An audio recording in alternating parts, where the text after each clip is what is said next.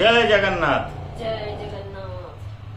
একটা আপনাদের সামনে জগন্নাথ ঠাকুরের প্রিয় ভক্ত রঘুদাস, রঘুদাসের একটা গল্প। সে জগন্নাথ ঠাকুরের কত বড় ভক্ত ছিলেন, আর জগন্নাথ ঠাকুরও ভক্তের প্রতি কত ধ্যান রাখতেন রঘুদাসের উপরে। তার উপরে ছোট্ট একটু ভক্তের বিবরণ আপনাদের সামনে রাখতেছি। রঘুদাস, রঘু নামে কি পরিচিত হয়? রাম। একবার কি হয়, সে খুব রামের ভক্ত ছিলেন, রাম লক্ষ্মণ সীতার খুব বড় ভক্ত ছিলেন। আমার নাম রঘু, তো আমি রাম ছাড়া আর কাউকে আমি পুজো করব না, রাম লক্ষ্মণ সীতা ছাড়া কাউকে পূজা করব না। একদিন স্বপ্নে দেখায় জগন্নাথ ঠাকুর, বলরাম ঠাকুর, সুভদ্রা ঠাকুর তিনজন তার সামনে আবির্ভাব হয়, আর সে রূপে সামনে দেখায় জগন্নাথ, বলরাম, সুভদ্রা। তো স্বপ্নে দেখানোর পরে তখন সে বুঝতে পারেন যেই রাম সেই কৃষ্ণ সেই জগন্নাথ। তারপরে তার মনে ওটে ভক্তি এসে যায় যে আমি জগন্নাথ ঠাকুরের সেবা করব। এবার সেবা করার জন্য সে কিসের সেবা করব বলে ভাবনা চিন্তা করেছিল। হ্যাঁ, আমার বাগানে তো অনেক ভালো ভালো ফুল আছে, আমি একটা ফুলের মালা বানিয়ে ঠাকুরকে সেবা করব। তখন কি করে, ফুলের মালা তো ফুল তো পেড়ে নিয়ে আসে, মালা তৈরি করবো কিসে? সুতো কিনার পয়সা নেই।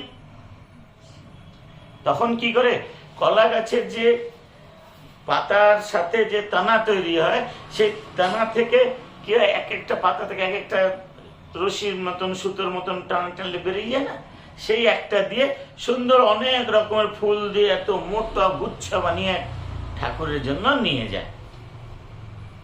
আর ওইখানে পান্ডারা সামনে আছে। তখনকার দিনে পান্ডা মানে খুবই ডেঞ্জার, পুলিশের বাবা। তার কাছে যখন গেছে, হ্যাঁ কি না, ঠাকুরকে মালা দাও। দেখি প্রথমে দেখালো, মালাটা তো ভালো, কিন্তু এর সুতোটা ভালো না। এ কলা গাছের পাতার থেকে যে ইয়ে তৈরি হয় সেইটা দিয়ে তুমি তৈরি করেছ, সুতাতে তো তুমি করনি, এ মালা চলবে না, নিয়ে যাও। না, আমি খুব ভক্তি সহকারে বানিয়ে নিয়ে আসছি, ঠাকুরকে সেবা করবো বলে ঠাকুরকে দিয়ে দেন না, কি হয়েছে? না না বলে দিয়েছি, না, এ মালা ঠাকুরকে দেওয়া যাবে না, আমার অন্তিম নির্ণয়। কি করবে বেচারা? ঘরে চলে আসলো, মালাটাকে গুছিয়ে রেখে দিল। তারপরে যে কেউ মালা দেয়, সে মালা সব সংগ্রহ হয়ে গেছে, সেই মালাকে নিয়ে ঠাকুরকে দেওয়া হচ্ছে। দেওয়ার সাথে সাথে সে মালাটা নিজে থেকে ছিঁড়ে পড়ে যাচ্ছে। আবার অন্য মালা চড়ানো হচ্ছে, আবার অন্য মালা সেরকম ছিঁড়ে নিচে পড়ে যাচ্ছে। বলে ব্যাপার কি জগন্নাথ ঠাকুর, ব্যাপার কি যে আজকে কোনো মালা তোমাকে দেওয়া হচ্ছে, কোনো মালাই তুমি গ্রহণ করছো না, সব মালাই তোমার ছিঁড়ে যাচ্ছে, ব্যাপার কি? তখন বলল, একটা ভক্ত এসেছিল রঘুদাস নামের, তার মালা তোমরা গ্রহণ করো। ওর মালাটাকে নিয়ে আসো, নিয়ে প্রথমে আমাকে পড়াও, তারপরে গিয়ে আমি অন্য মালা গ্রহণ করব, না হলে আমি মালা গ্রহণ করব না। তখন রাজ দরবার থেকে সৈনিকরা, পান্ডাররা পুরো তাহলকা মচে গেছে। রঘুদাসকে খোঁজা হলো, খুঁজে তার মালা কে নিয়ে আসছিল খোঁজা হলো, খুঁজে তার ঘরে যাওয়া হলো। রঘুদাস বাবা তুমি? বলে হ্যাঁ আমি। এ চলো বাবা, তোমার মালা নিয়ে চলো, প্রথমে ঠাকুরকে তোমার মালা দিতে হবে, না হলে অন্য কোনো মালা গ্রহণ করছে না ঠাকুর। তখন থেকে রঘুদাসের সেবাতে রোজ দিন তাকে রঘুদাসের মালা যেত। একদিন কি হয়, রঘুদাস বিমার পড়ে যায়, রোগগ্রস্ত হয়ে যায়, তো বিছানা শয্যা হয়ে যায় এবং তার উল্টি দস্ত শুরু হয়ে যায়, বিছানা শয্যা হয়ে যায়। একজনই থাকে ঘরে, সেবা করার কোনো লোক ছিল না। ঠাকুর নিজে তার সেবক হয়ে তার ঘরে সেবা দিতে এসেছে এবং কাপড় চোপড় ধোয়া ধুই সবকিছু করতেছে। রঘুদাস দেখে চিনে নিয়েছে, বলে প্রভু প্রভু তুমি এইখানে আমার এই কাজ করতেছ? না না, আমি এই কাজ করতে দেবো না প্রভু, আমি মরে যাই তাও ভালো, কিন্তু আমি এই কাজ করতে দেবো না। তো তখন ঠাকুর বললেন, তোরা বেশি দিন নাই কষ্টের, পূর্বজন্মের কষ্ট এই জন্মে তুই কষ্ট ভোগ করতেছিলি, সেই জন্য তোকে এই কষ্ট ভোগ করতে হচ্ছে, আর বেশি দিন বাকি নেই, এই কয়দিন তুই এই কষ্টটা কেটে নে, তারপরে অন্য জন্মে আমার সাথে তোকে নিয়ে বৈকুণ্ঠ লোকে যাব। তো ঠাকুর ওনার সেবা করলেন। সেবা করার পরে রোজ দিন মালা দিতে যেতেন রঘুদাস। তখন পার্সোনাল ঠাকুরের সাথে কথা হতো তার। ভালো আছো? হ্যাঁ ভালো আছি। আর কি চলছে? নাই চলছে। তখন ধীরে করে ঠাকুর তাকে বলে, এখানে না সব সময় বসে আছি, 56 ভোগ এনে রোজ দিন খাওয়ায় আমাকে। বৃন্দাবনে ছিলাম তখন চুরি করতে যেতাম, কত ভালো লাগতো চুরি করে একটুখানি খেতে। এখানে দিনভর এখানে বসে আছে।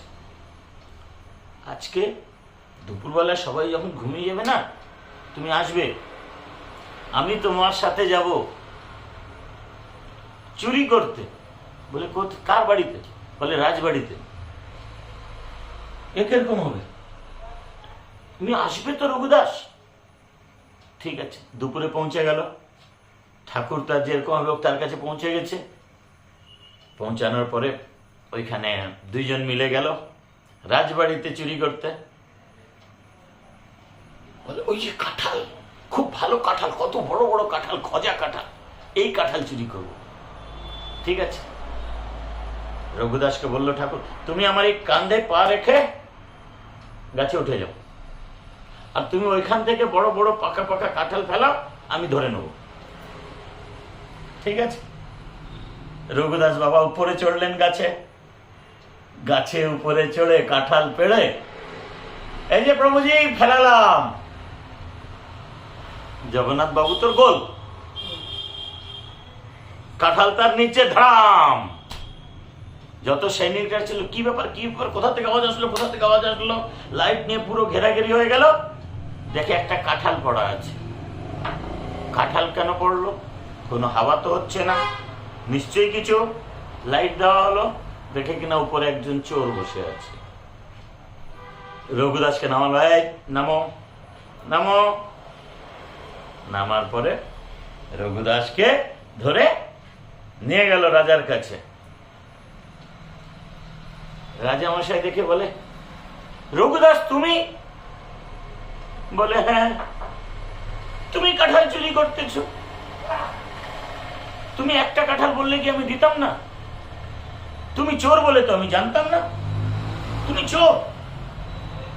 বলে আমি চোর না, আমি সাথীর সাথে বন্ধুর সাথে চুরি করতে আসছিলাম, সে বন্ধু পালিয়ে গেছে। তোমার বন্ধু কে? বলে প্রভুজি। প্রভুজি কে?